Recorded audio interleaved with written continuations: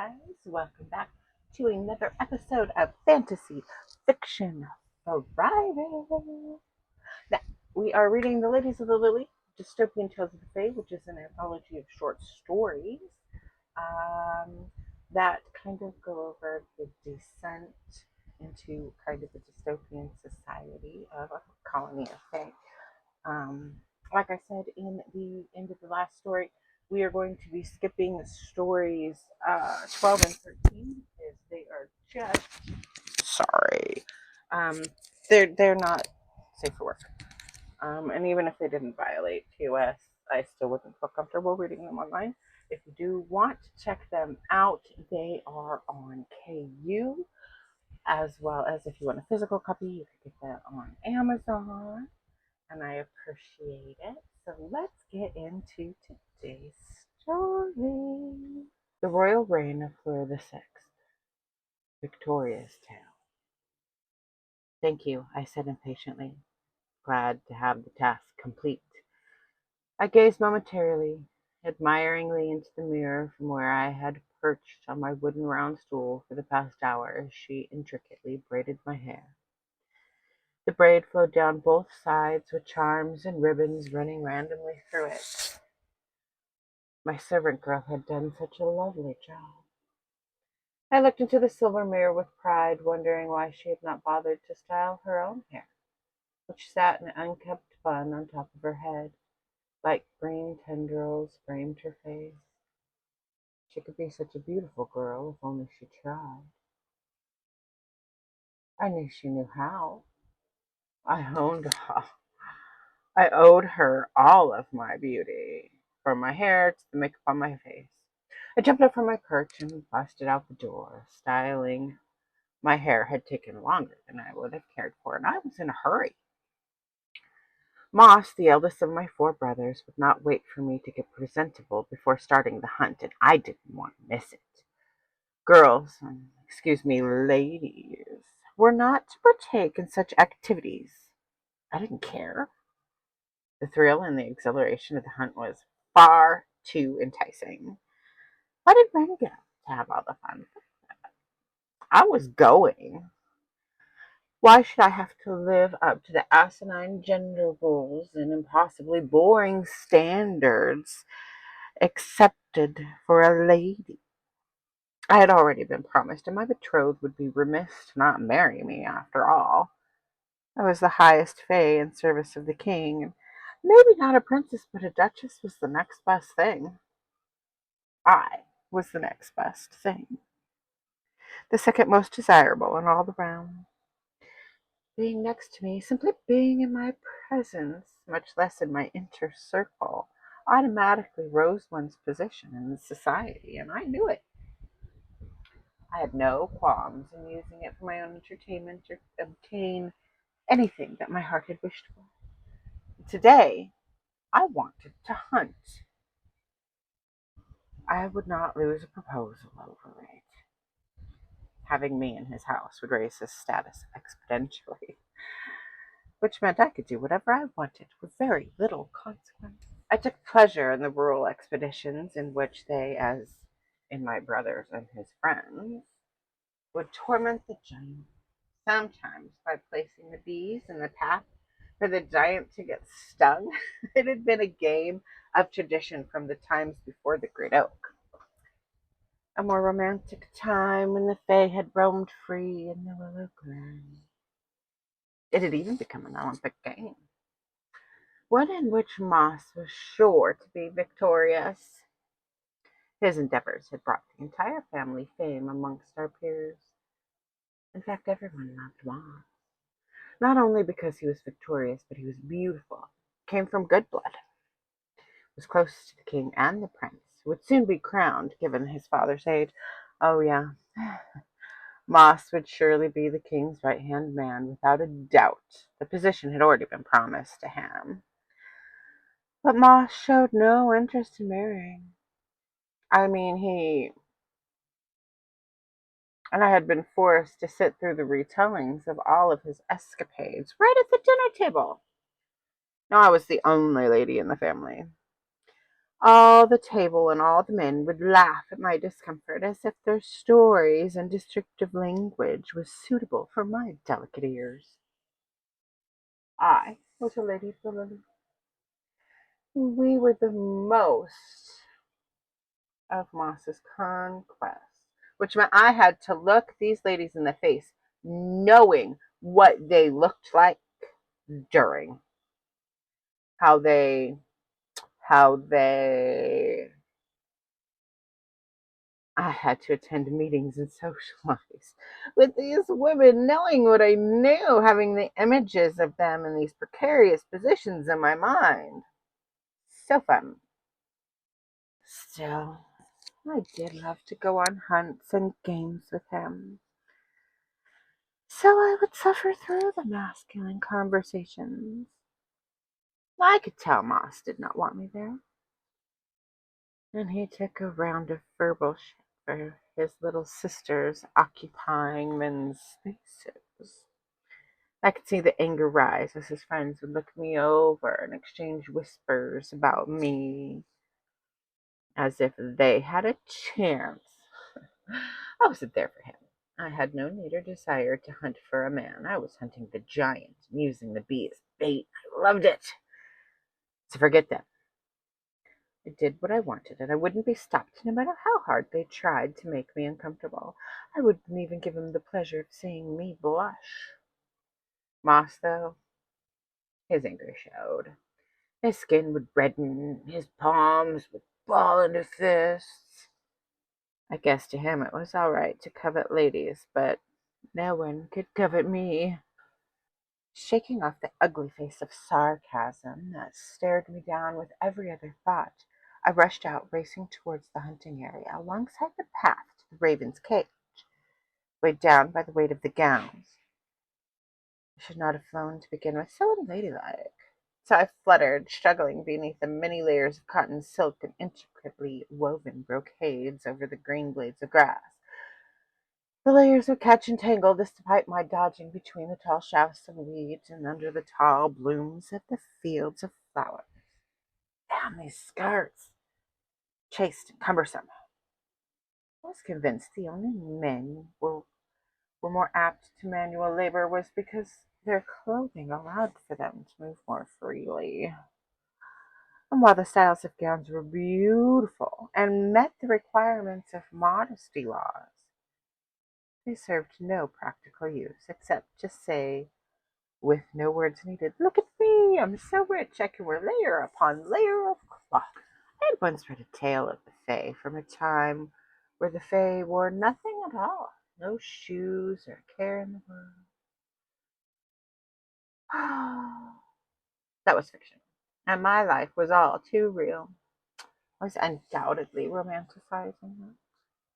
The sounds of men calling to be quiet, irony not lost on me, let me know that they had begun without me. So I perched myself on a branch in the nearby tree, a place that I could see but not be seen. Now they had killed the bee. The moss drug its carcasses into the path, and as if hearing the siren's call, the giant arrived. Her blonde hair bounced with each step, and she made her way down the path to the home of the raven. While we had all been chosen by Mother Nature, the raven had been chosen by the giant. Sometimes other giants would visit, taking our crops and whatnot. They left us alone, but it was the blonde one with the ethereal, booming voice who came every day. Found her to be so beautiful, fascinating. I wondered about her. Why does she love this raven with such vigor? Why did she play with us when we were so violent towards her? And sure as the day lifted 1 foot and brought it down, the stinger pierced the sole of her foot. Why she had not worn shoes was beyond me. And we did this there on the first day of each week with regularity. An loud ouch reverberated in her wake, and I burst out in laughter with enough force to force me onto my back, one hand on my stomach and the other covering my open mouth. She wagged her finger and called out, "You little shits." The giggle behind her words is a playfulness, and the chasing behind her actions. Jealousy came over me like a warm blanket. She had been taught that the giant was an enemy, a threat. Then why did she not wear shoes, knowing she was at risk and under attack? Did she even look forward to this interaction? I felt a love and a kinship emanate from her, leaving me wanting, no, craving for that attention, that affection. Was it that I had insisted on journeying with my brother to these expeditions on the first day of each week? Was it the giant with her buoyant silky hair and not the thrill of Without missing a step, she continued on with her daily mission. She opened her cage, the one that had me perplexed. What caged the bird, gilded or not? What was the world in which we existed if not a huge cage?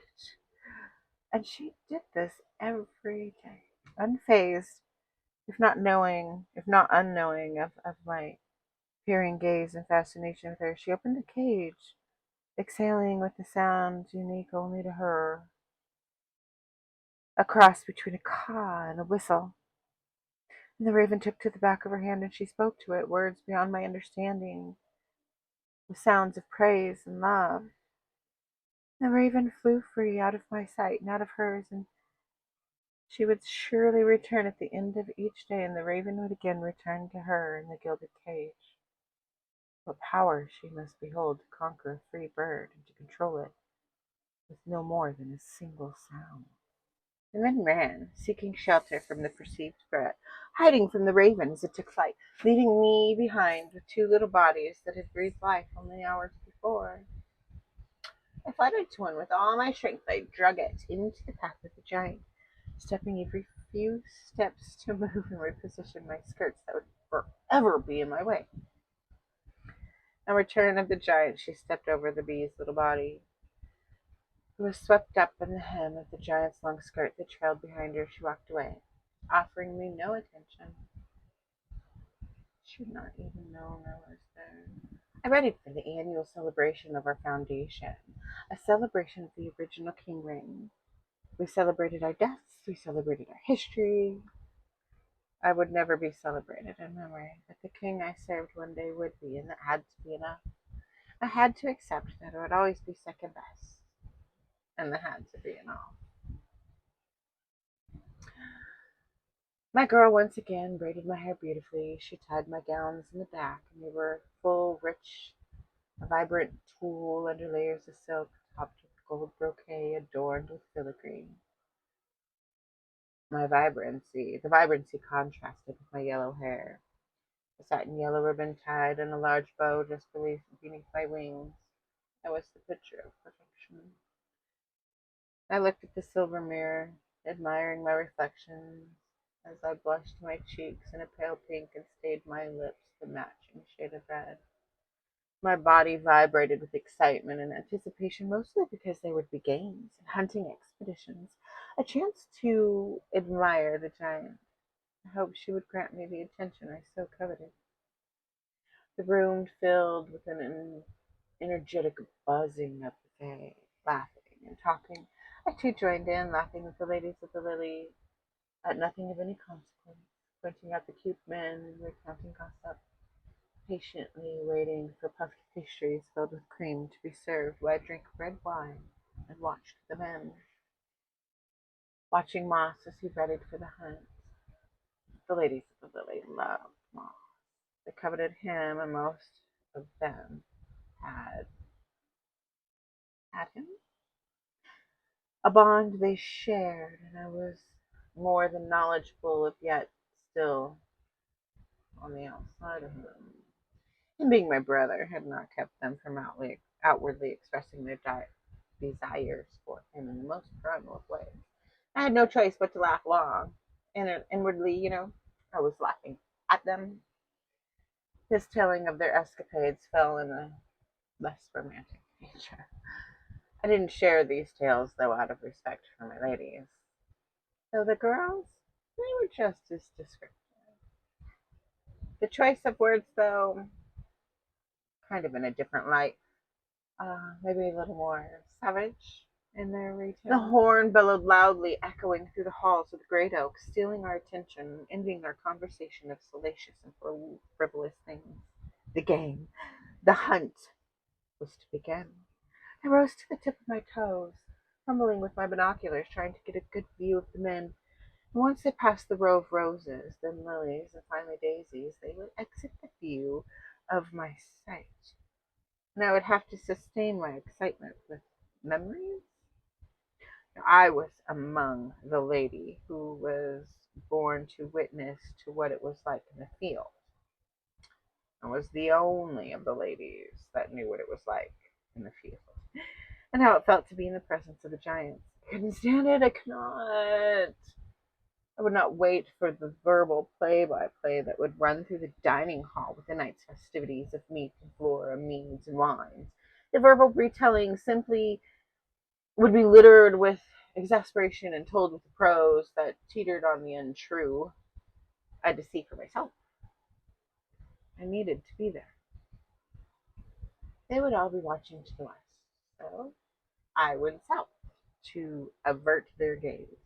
I was a clever girl. Prideful, too. I'm sarcastic. I laughed out loud. Yes, I embodied everything a lady should not be. Quietly following the trail by foot, the long blades of grass and leaves that sprung from the flowers protected me from being seen by the hundreds of prying eyes. My heart pounded with anticipation. Being naughty was the most fun. Doing the thing of men was beyond exhilarating. Indulging in my fascination, I lived for the adrenaline that pumped through my veins. And I stopped short. I had not caught up to the men nowhere near. I hadn't taken this route to the trail that led from the aviary's entrance to the bird's gilded cage before. I was far south of it, to be sure, in an area that I had never been. Twisting my body, my eyes darted around to get my bearings. Alas! I'd never ventured to these parts before. I could still see the great oak behind me. It towered over everything in the center of the aviary. I was sure I had to be headed in the right direction, but nothing was familiar. Now, ahead of me were several log cabins, and the smoke from the hearth billowed above the event horizon that consisted of rows of colorful flower tops. Not roses or lilies. Daisies, perhaps, behind chrysanthemums. I walked to the only sign of the fey life with the great oak at my back. I had been nothing if not curious in nature. One day it would be my detriment. Of the giant, the hunt, the festivities dissipated as I made my way through the underbush, past the daisy lacking in enough leaves to offer me any cover. I couldn't believe my eyes. I blinked 12 times to be sure that they didn't deceive me. To be sure. 10, possibly 12 men were locked in a wooden cage, not unlike the ones that caged the bee. I had no clothing. I ducked behind a barren stalk, peeking around a long and pointed leaf. My hand stuck to it, leaving sap that I couldn't wipe off. Pollen covered me in golden dust, tickling my nose. I found myself struggling to hold in a sneeze. I couldn't risk being seen or heard as I observed. The men, some sat on the bare, hard ground, and others stood at the bars of their cages, some paced back and forth. They were all naked. My heart skipped a beat, my pupils grew wide. I forgot to blink. I stared in shock, my mind filled with questions. Who were they? Why were they there? Locked so far from the great oak, and what had happened to their clothing? I found it hard to look away as my cheeks grew flushed red as the color of my pretty dress. And now that was covered in pollen and dirt, sap. That was filthy. How was I gonna explain that? I couldn't get the images out of my mind. I barely ate, only sipping on my drink. This dinner was gonna take forever. I wished I could be there in the way I had looked forward to. But everything had changed. Sometimes it's better to have not bore witness. But I had now. I had to sit through this dinner as if nothing was wrong, as my life had not been forever changed. Not even the stories of how Moss had brought down the giant with the queen bee took my mind from the images that linger, images of crimes against Mother Nature. Now I knew, of course, that Moss's retelling had to be hyperbole, that Jolin had never fallen from a sting, as Moss had claimed. She would sometimes sit to pull this thing out. And certainly never let out a yell for more than a playful ouch. That didn't happen. I wasn't there, but I still knew the story to be untrue. I said nothing, offering a smile and a nod with each passing tale as the days came. That all seemed so trivial. It would be days of feeling lost in wonderment, unable to wipe the images that caged men from my mind. At dinner, my father sat at the head of the long table filled with meats and breads that glistened in the firelight from the chandelier hung above. His swollen ankles flushed with drunkenness and the glistening of the grease off our night's dinner of cricket head and a ripened cherry sauce. And as delicious as it was, a favorite of mine, I only picked at it, poking it with my foot, leaving a red little streak on my plate.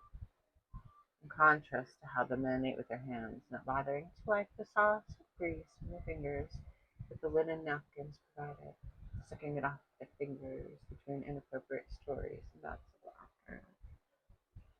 It was also disgusting. Father, why do we cage men? I asked, quietly. Father, why do we cage men? I asked quietly, barely heard over the mingling of their chewing, laughter, and expelling of bodily gases. I wasn't sure I wanted to be heard. What was that, dear? He asked. And with that, my brothers quieted all, looking at me at the same time. I considered not repeating my question. Awkwardness and uncomfortability urging me to flee. Let go, I told myself, saying nothing. Dismiss it. I could not. I had to know. Father, do we cage men? I asked. What was that, dear? Do we cage men? I repeated, sitting up straight. I locked my eyes with my father. What was I going to say if he asked why or how I knew such things? Maybe he would not know. Maybe it was a secret from the court and the fae. No. Someone would have had to have put them there. For that matter, they built cages, maintained them, kept the prisoners fed. Who? Why? Never-ending questions plagued me. I had to know the truth. Yeah, we prison criminals. We cage them as a form of punishment for lesser crimes. Some for days and others for years. On occasion, they would be in prison for life, he expanded, as if he was telling me what he planned to wear tomorrow with a casual ease. Only men? I asked. Yes, yeah. Women won't. We have other ways to deal with them. You don't need to worry yourself with such things. You're a good girl. No need for punishment. Besides, only the savages commit crimes worthy of imprisonment. Don't worry, child, he told me. Not to worry. But what could be so awful to face a life in a cage? And how did they deal with women? Well, no, I've seen a bruise on some of the ladies after their husbands accused them of this or that, and I've seen the looks on the faces of the married who had to get home to do this or that. The look of a silent knowing that they would be if they failed to comply or misbehave. It was an unspoken language. But I knew it happened. Was that what my father was saying? Now, he had never. He would have had to pay a sliver of attention to me to do so. Still, something was just known. Stories whispered, words, and looks of desperation and despair between friends. but men faced a punishment of what father had called imprisonment. Why? What did they do to get imprisoned? I asked. He was clearly anxious to end the conversation and go back to his mug of mead with his prized possessions, his sons. I was dismissed with a quick, still food or other things that belonged to king and crown. He waved his hand, looking to his right, and saying something to my brothers with a cheesy smile.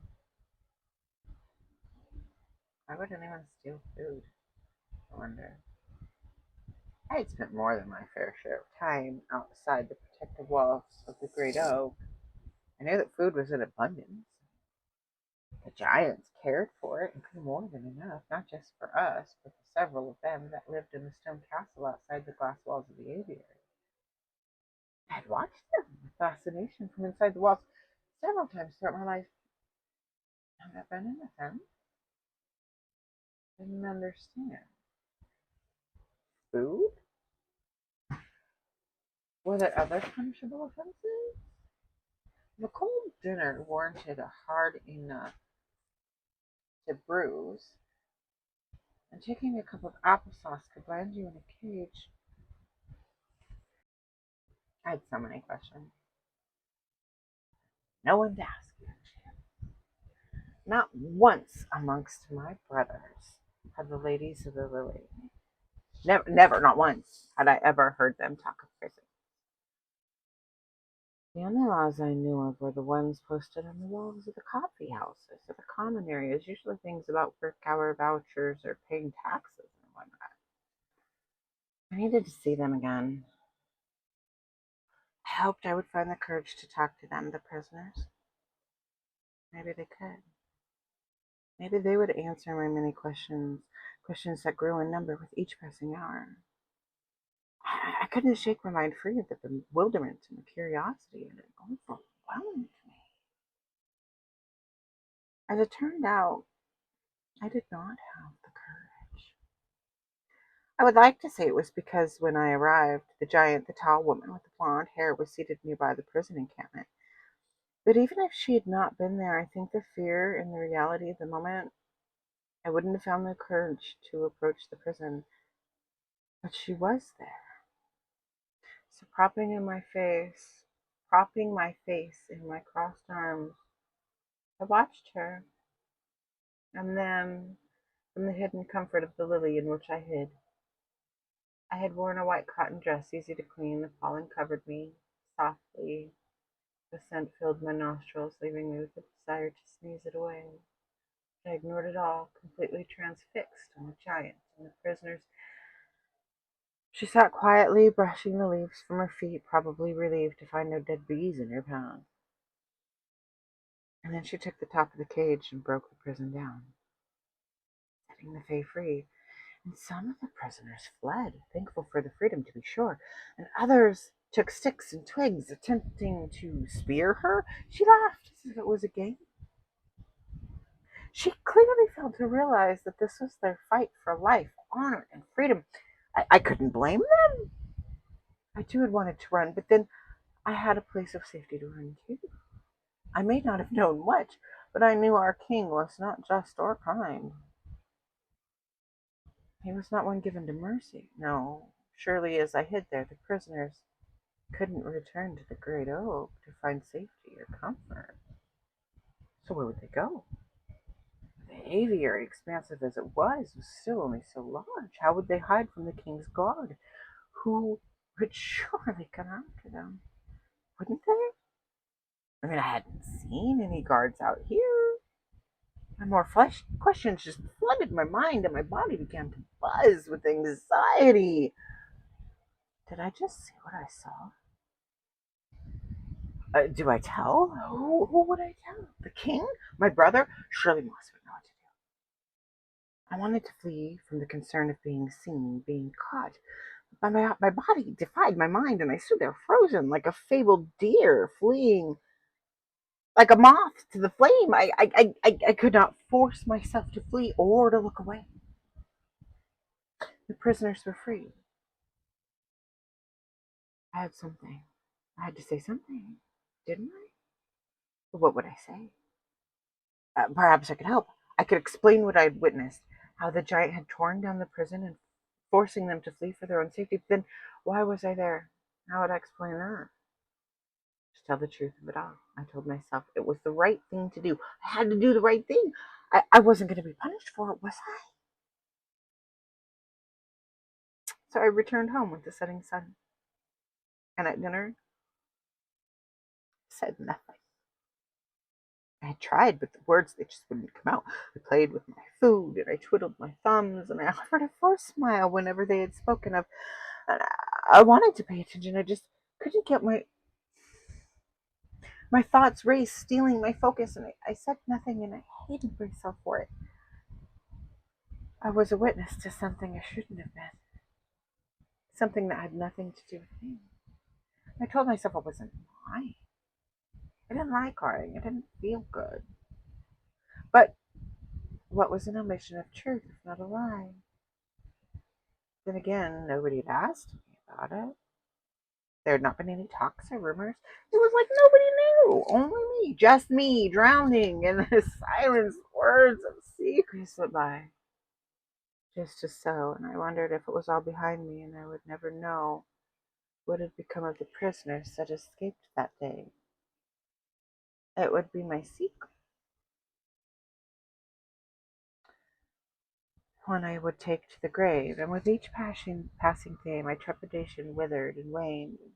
I justified it with being none of my business, and I made a promise to myself to never return to the site of the prison. I had to obey the rules, be a good girl. I immersed myself in plans for my upcoming wedding. I knew I had more than enough time before I would wed, but I needed something to occupy my time and my mind. I left behind everything I was. It changed overnight, and nobody noticed. It had been a week before I heard the word of the prisoners, and there it was on the wall in black and white, a reward, a large ransom for the missing men. The savage criminals, on the poster read, by royal decree. Savage criminals who attempt to escape from punishment by law shall be sentenced to hanging. The word stung. I didn't know why, but they felt wrong. And not 2 weeks prior, I had not heard of a prison or the word criminal. And that was on the tips of everybody's tongues, and it was the only one who knew the truth. I didn't know where they had run, but I knew the why and the how of it. If I had spoken out and told the truth, perhaps what would transpire would have ended differently. And still, I said nothing. Thank you so much for joining me for today's tale on Fantasy Fiction Friday. Please join us next time where we're going to read Floor the Sixth Reign, Azalea's Tale. I'm very excited to bring that to you. Remember, please hit the subscribe button or join me over on Facebook for my daily book bites, where I just take little bite-sized chunks, little clips of the stories I read, if you prefer a little book break as opposed to a whole story read, a short story read. Yeah, remember, you're valid, you're worthy, you're loved. Okay, bye.